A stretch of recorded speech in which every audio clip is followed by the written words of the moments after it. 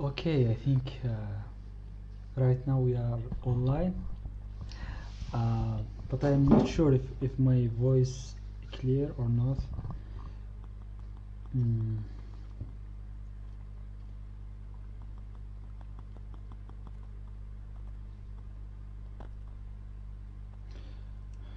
I cannot make it. Okay. Hi everyone. A new podcast with my friend. What's her name? Actually, for me, it's very difficult to say it. I don't know why. But in Russian, more easy to say Movia. Yes, because in Russian, they don't have W, Yeah, so they say Muvia, but it's Muya. Muya. Yes. Yeah, my friend Muya, and actually, I had idea for like 2 months ago, or more than 2 months. I think more than 2 months. More than, yeah, we had very interesting discussion about a lot of things, about cosmos, about neurology, about morality, about literature, and uh, in my brain I had this idea to make an interview with my friend. We talk just about our feeling, about our knowledge, and about something we experienced Experience. yeah in this life, and this it doesn't mean that you should take it like seriously. It's just like open conversation between a friend. First question for you: why you come to Russia? Why you choose Novosibirsk? Honestly, coming to Russia was not. It was a. It was a rush decision. I had only completed high school, and Yeah. then I was looking for a school to study. So it was a choice between studying in my country Yeah. or going outside the country, and I got a scholarship Ah. to study in Russia. And it means you are deterministic to come here. You don't have choice. I have a choice. They offer me scholarship, Yeah. so I can take it or I can leave it. Yeah. Yeah. But you take it. I take it, yeah. This means it's like determinism. Yeah, of course. Yes. Yes. Maybe I can open very fundamental point about free will. Yeah. Yeah, because you say that you can take it. You also you can I can leave it. Yeah, you Yeah. can leave it. Uh, what about your about your idea about freedom? Does we have freedom or free will? I can say, because in my background, I was read philosophy, and after I go to study neuroscience, and freedom, that very important to us to feel that we are not deterministic. We are like special when we, for example, when I try to make a podcast with you. Yeah. I have freedom. I feel in this. But what about you? You think that really we have freedom? Yes, I think we do have. I wouldn't say freedom, but free will. Free will, yeah, Yes. free will. Sorry, free will, yeah, Yeah. because, yeah, I think we do have free will, but it's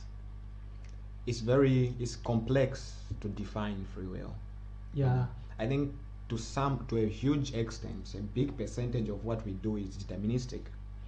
A lot of what we do is just natured reactions to things that are already in our minds, things that our associations our brain makes, but it's not our whole picture. We also have some percentage of free will. We do have a choice. Yeah. it's very complex, Yeah. because I read book actually about neuroscience, and for Robert Saibowski's neurologist and behavior. He tried to explain that we have a lot of choices. Yeah. For example, when I tried to come here to Russia, I had a lot of choices. One of them, Russia, Mm-hmm. but about dessert, about which choice I did actually. I didn't had like any like I didn't had any free will. I didn't have how can I say I didn't have a real choice from my like fundamental behavior, because this choice come with time, a lot of factor. For example, Yeah. this classical examine, I can use it. For example, I come from university, I'm very hungry, and in my fridge I don't have a lot of food, and I'm very tired, and all of these factor, they like deterministic. They make me to make very fast food. Mhm. For example, I just make I don't know, maybe macaroni. Yeah, it's something very fast. We feel, maybe we feel that we have freedom, uh, but uh, what do you mean when you say we have freedom in some sense? In which sense you think we have free will?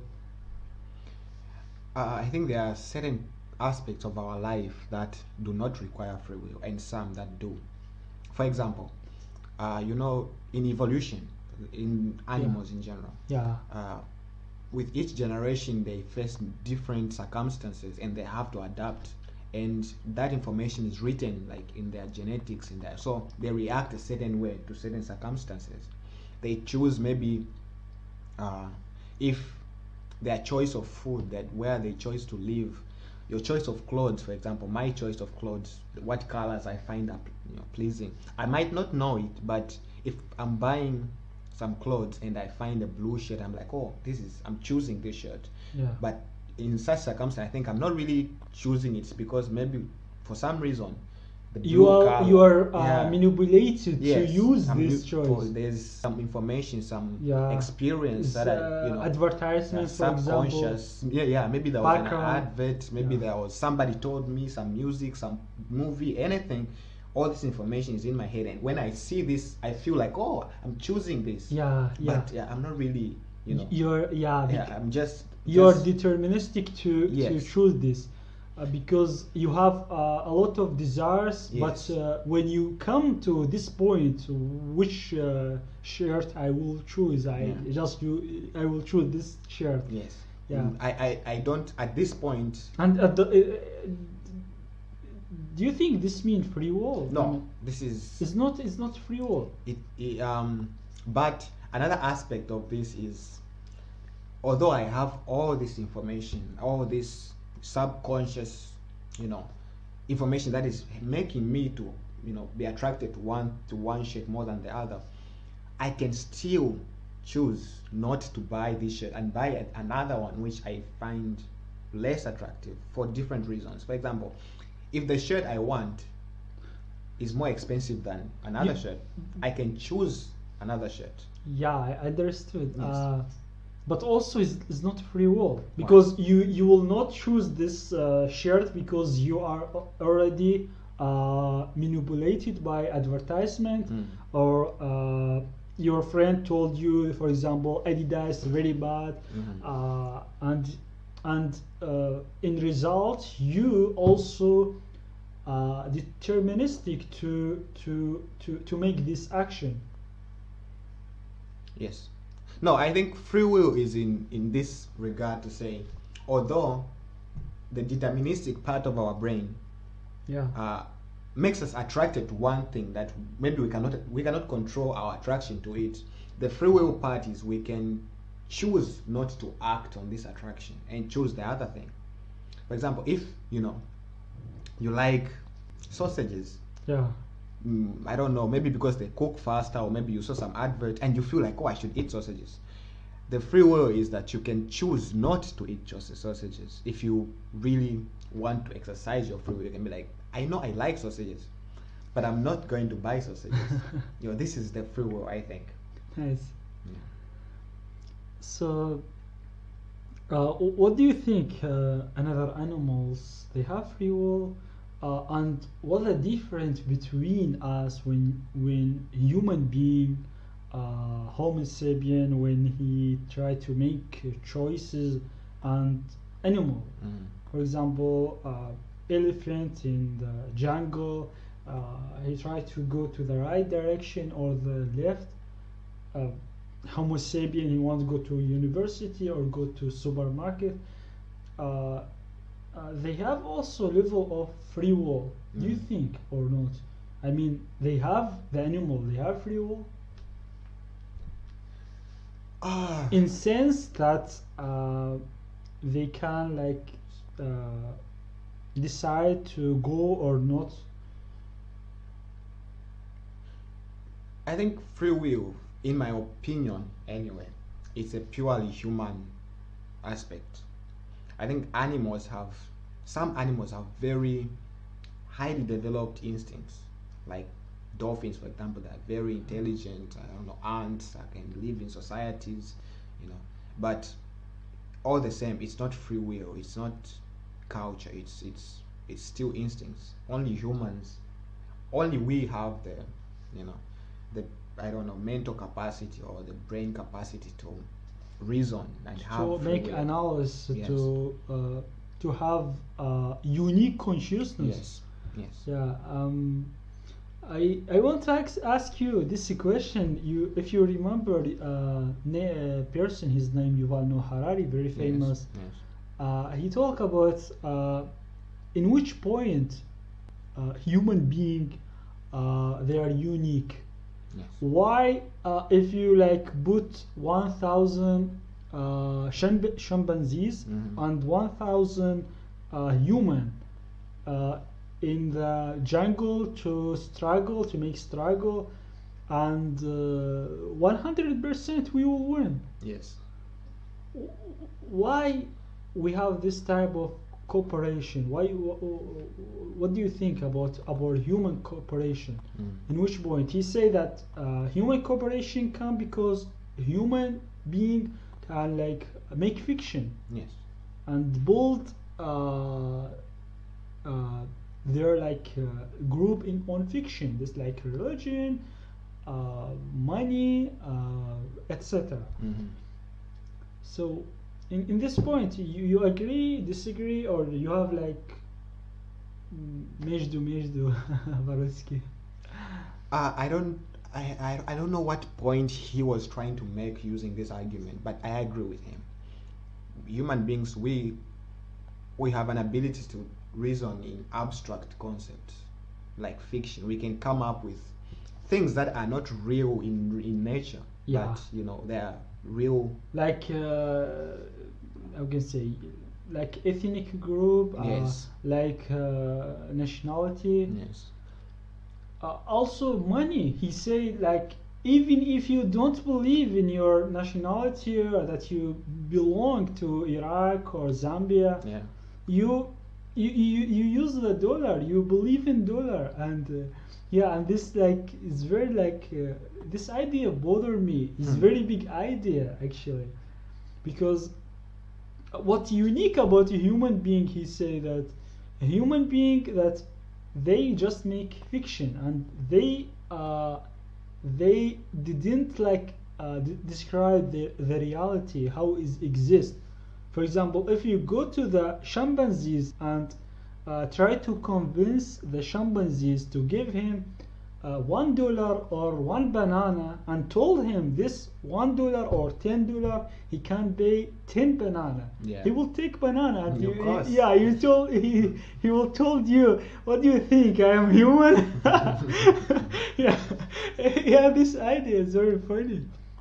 Also about religions, actually, he also say that in this point, a lot, for example, out of religious people, they believe in the heaven and another life, and if you go for the chimpanzees also and told him that if you like do this practice every day, you will go to the this Heaven. app yeah, this in the and you'll take a lot of banana there.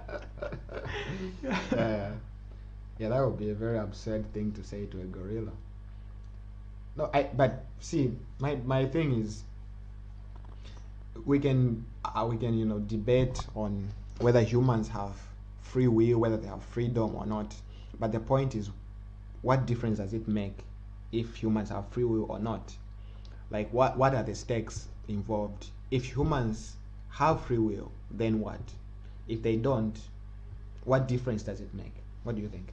It's very big difference because I think some people they can like argument you and told you that they're not a free will, so I am deterministic. I deterministic to kill people.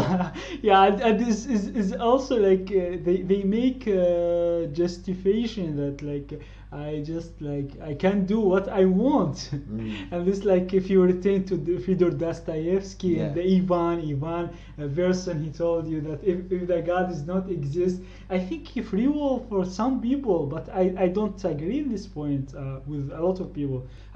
For some people that free will is something like give human being morality, give have like moral action.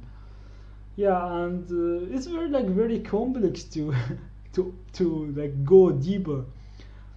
But if you think about it, if humans don't have free will, then morality makes no sense at all. Because Yeah, it's because logical. Yeah. if everything we do is deterministic, which means the implication being we have no control over what we do. Yeah, We think we do, but we don't. It's like it's very like how can I say for me this idea when you say that you make this podcast with me because you are deterministic, because 2-3 months ago Yeah. you also opened this type of conversation between your friend, and you come back to make it because you also very interested in your friend, Yeah. and you want to share your idea and understand another Yeah. people. And it's like yeah, it's like is this idea bother me that we don't have free will. And I think new neuroscience he also agree with this point. I think when they try to explain the behavior, they try to explain what happened before 1 hour from this action, what happened before 1,000 from this action, what happened before 1 second of this Yeah. action. And this like this like make me like that I am here because I should be here. Yeah. Yeah, but it's very nice also to also to open this conversation and talk about the free will because this is still a free this is still is deterministic because I read a lot of books about free will because I born in 21st century. I know about Yuval Harari's neuroscience, etc. So I want to go to another area about our future. And we are a student, medical student, and we study the neurology. We know about a lot of things. What do you think about bioengineering? This very like maybe this will be the next revolution of humankind, bioengineering. And do you think that humankind this will be disappear in the future if they develop bioengineering? Let me see if I understand you. Bioengineering, as in. I mean they can use in the future, not right now. Yeah. In the future, they can change your gene. They can control which gene make you, for example, stronger.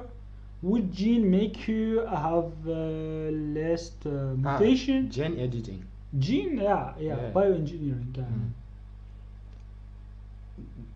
And your question is, do I think human beings will disappear if they do this? Yeah, because before before I can say 1,000, 3,000, before even penicillin, when we didn't have penicillin, we didn't have antibiotics. Yeah. A lot of people they die for just one bacteria, very easy to kill it right now, and we maybe will be like we will live for a long time, maybe forever in future. Who's know? And in this point, there are a lot of moral question about meaning of life. I mean, my question: do you think that we are going to develop a human God? Because the definition of the death, technical problem, and this technical problem you can solve it by change the mechanism, some mechanism inside cells, and cells make tissue, organ, etc. And if they try to if they solve this technical problem, maybe we will I talk about future, of course. Yeah. Maybe one, even three, I don't know, 300, 400 years. Yeah. I mean, your idea. I mean about because I wish that someone from my friend he listened this podcast after 200. If the Facebook is exist, I don't know. Maybe they will have another of the YouTube, another application. So what you once told them about us? About us right now. Yeah, I mean our generation, the world of today. Yeah. Well, see, if like you said, if death is a technical issue in our organisms, it's a defect that causes cells to die and eventually human beings to die. If they fix that, it's a good thing to only a certain extent, but there are other implications. For example, if they fix the technicality of death, what happens to reproduction? Do they fix that also? Or because if people are not dying and people are being born? Yeah, it's also another question. Yeah.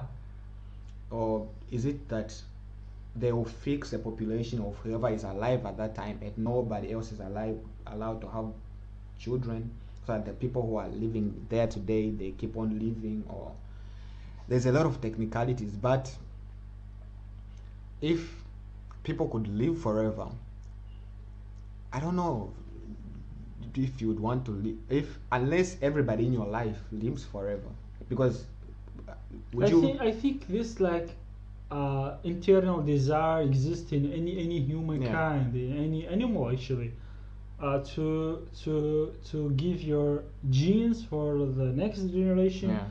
But I think we will meet a lot of consequences about this point to live forever. And about meaning of life, ethical problem, because some poor people, first of all, I mean, when they invent this technology, poor people, they cannot give money to take it. So I mean, it is very big, very big problem. I think the next generation of us. I know that you read a lot of books, especially you read literature. Yes. You like to read the literature. Yes, I like fiction. Fiction. Yes. And in another side, I think the fiction just take us from our reality.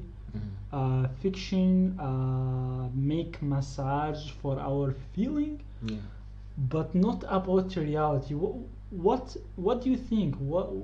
Which point is important we should understand about fiction? Why fiction is important for you?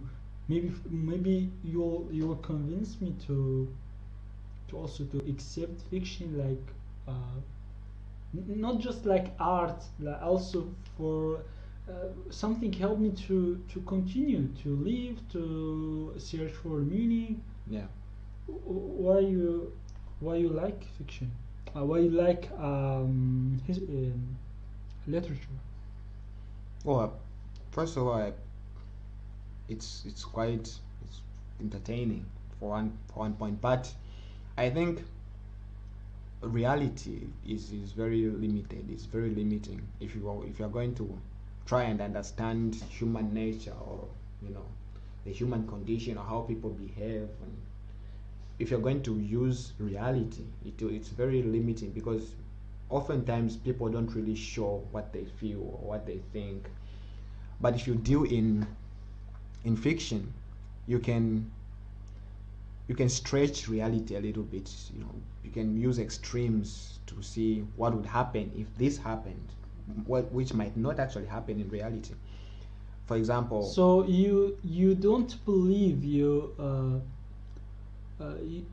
don't believe, you don't think that our sensation can recognize the another reality, because maybe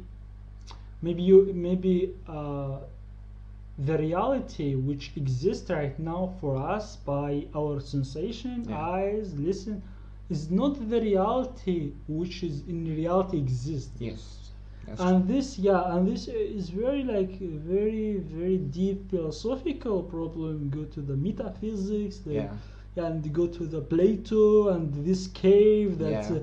yeah. And for me, Plato is very intelligent and very important. Of course. Yeah, for me, like I try to understand philosophy. Plato, he's wonderful.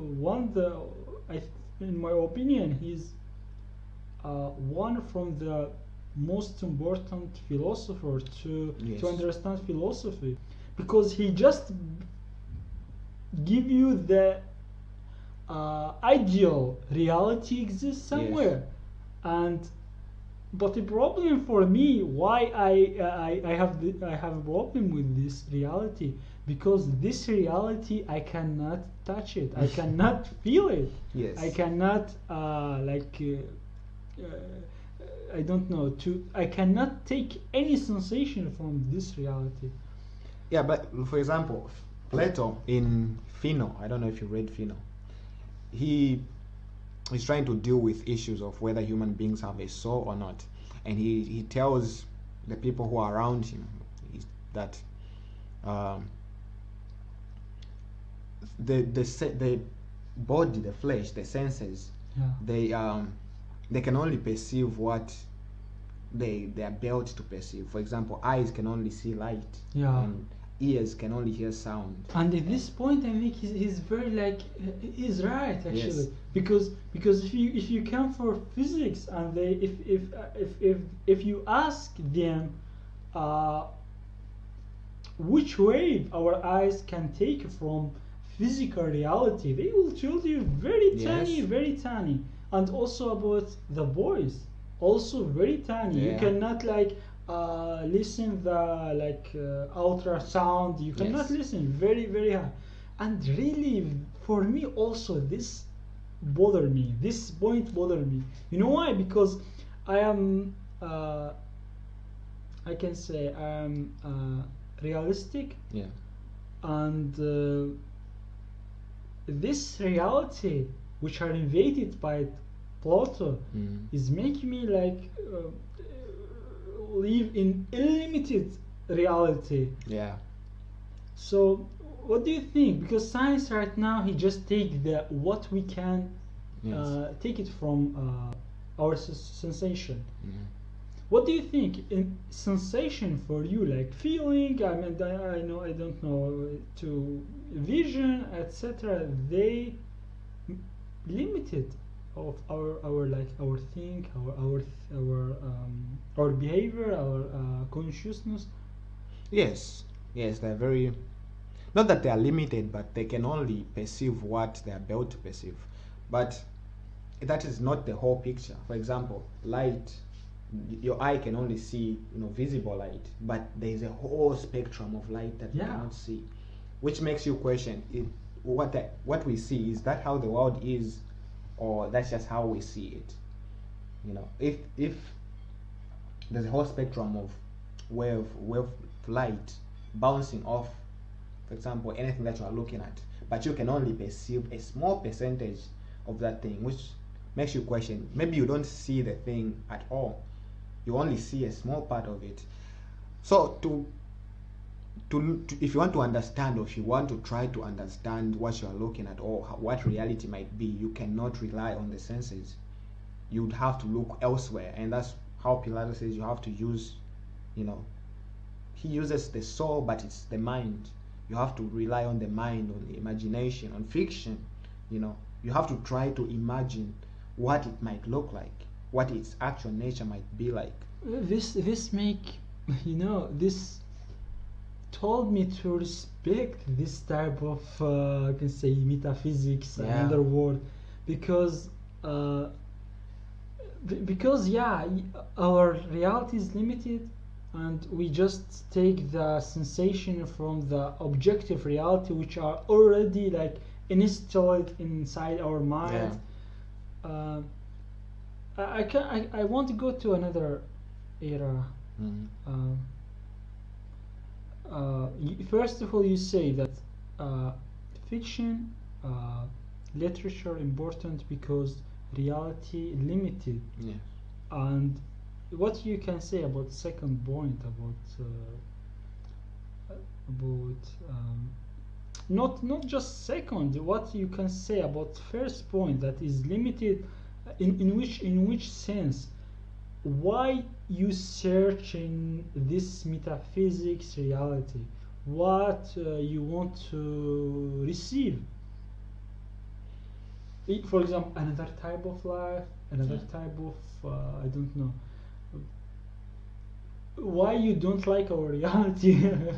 Well, not that I don't like our reality, I just don't understand it very much. And I think I cannot understand it using the reality that I already have, because what I'm seeing, what I'm hearing, what I'm feeling doesn't help me understand myself. There are things about myself and I believe about other people that I cannot understand simply by looking at our reality. So I have to try and look at it from a different perspective. So since I cannot use the objective perspective, I have to use some sort of subjective perspective. So for example, you cannot understand free will by looking at reality. Yeah. You cannot understand this problematic, because technically neuroscientists or anybody else will tell you every choice you make is determined by some other thing that happened to you, and which to some extent I think could be true. My choice to come to your room today, I think I've chosen, maybe something happened, it's a progression of events that are leading to that. It's some input, some out. It's just input and output. It doesn't matter how much input, but the output feels like a choice, but it might not be a choice. And looking at our reality just seems like a choice, and I cannot understand it unless I try to look at it with fiction. Nice. Some fantasy. Just ask, what if it's not? Do you think the fiction train our mind to improve imagination and creativity? Yes. So I can go to another question about God. And I think people they make him like mix it between two type of God. God, which are like we don't know anything about him. God, he fill the gap, science gap, like for example, from which molecule come the first cell, from which law come the supernova, not supernova, Big Bang. Yeah. And this like I can say I give him name like Spinoza, Baruch Spinoza, God. I mean, Baruch Spinoza, he believed in God of like supernatural power, important to come our existence. Yeah. And this also God of Albert Einstein. Another type of God, the second God, this God know about anything about you. When you go to toilet, when you wore your clothes, which type of clothes he like, which type of hijab he like to wear to women to our world. Yeah, of course, this big problem, Yeah. this very big problem, and this another area I can go to metaphysics. Yeah. In metaphysics, the philosophers they separate to believer and not believer. But this belief is really very different from a society belief. When they believe in Allah, or they believe in Jehovah, or believe in Jesus or Jesus, is very different. I think. I think it's very different because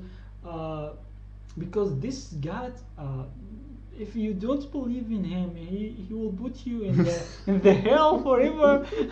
Yeah, maybe you will meet hell in this area. I mean, in our planet. Yeah. And yeah, I won't know. Is I'm very interested to know about really reality, not reality which are exist by our sensation, reality of fiction, the metaphysical world, Yeah. everything we cannot touch it. I want to understand it. I want to to know a lot of things about this reality, and I think science help us, because without our reality you cannot touch the atom. You cannot know everything about atom. You cannot know about DNA. You cannot know about every tiny things, every everything belong to science or not science. For example, morality. Yeah. This very I think is very big philosophical problem. Yeah. For this reason, I like philosophy. Yeah, because philosophy, not science. Science is part of Philosophy. yeah. Yeah. And the part of this part of philosophy just can recognize very small. Very small part of reality. Yeah, It's the very physical. very small part of reality. But it's still. It's Yeah, very because important. without this reality, you cannot Yeah. even search about metaphysics. Yeah. So I will not be hairy. I agnostic. Maybe in the future, next generation they will give us idea about metaphysics. Maybe not even the God. Maybe something even we cannot talk about it right now. It's not God. It's not something is unique and strange. You know, when I read the history of the science, I always like, oh my God, they discover something. When I was in 18, I was study about physics, about a black hole, and they say that a black hole something can make another tunnel to another universe, and this is not normal. This not normal idea to our brain. Yeah. Our brain had evolved it in evolution to just survive, to search for banana, to search for I don't know, to fight someone, to exist, not to understand the quantum physics or evolution. You know, there's a very interesting question about the universe. So yeah, You know how the universe came to exist from nothing. You know, space and time exploded into being, and then since then the universe has been expanding, right? This has been expanding. Yeah. Question is, what is it expanding into? What is beyond? Yeah, this also big question in physics. How universe come from nothing, Yeah. and why is nothing is something? Because is nothing is something, I had read a book for very famous physics. His name Lawrence Krauss, and he was talk about this. He have very big book. He talk about boson H's, and he talk about a lot of stuff about physics. And he also he say that even if you talk about something is nothing. For example, we talk about universe come from nothing. Yeah. Nothing is still something. I don't know. It's like also it's very very big idea. Yeah. We going to discover very very new idea about world. I mean, if you imagine Einstein theory about three space time is very. If you go, for example, 1,000 years ago, and try to explain for some people that the time, they will not understand what you say. Yeah, what the bullshit you say. And we going to. I think the problem is the world of science is moving faster than the human mind, like the human psyche can comprehend. Exactly. Yeah. We are taking very little time to understand ourselves. Like we are building more and more advanced things, but our psychology, the way we behave as human beings, is still hundreds of years. That's the word I'm looking for. Primitive compared to things that we are able to do, and because of that, there will be very big moral problems, very big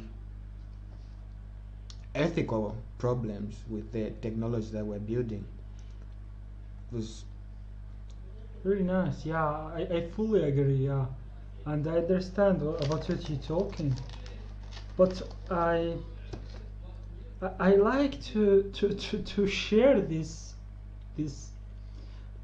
feeling, this type of thinking with another people. For example, you. But I think not all people care about it right now. It will be problem in the future. This will be problem. Yeah. But we are adept. I think we are adept to solve this problem, and our adaptations will be like even changing morality. I think maybe I don't know which type of morality it will be exist when we have bioengineering to make Homo Deus and human God. I mean, when you have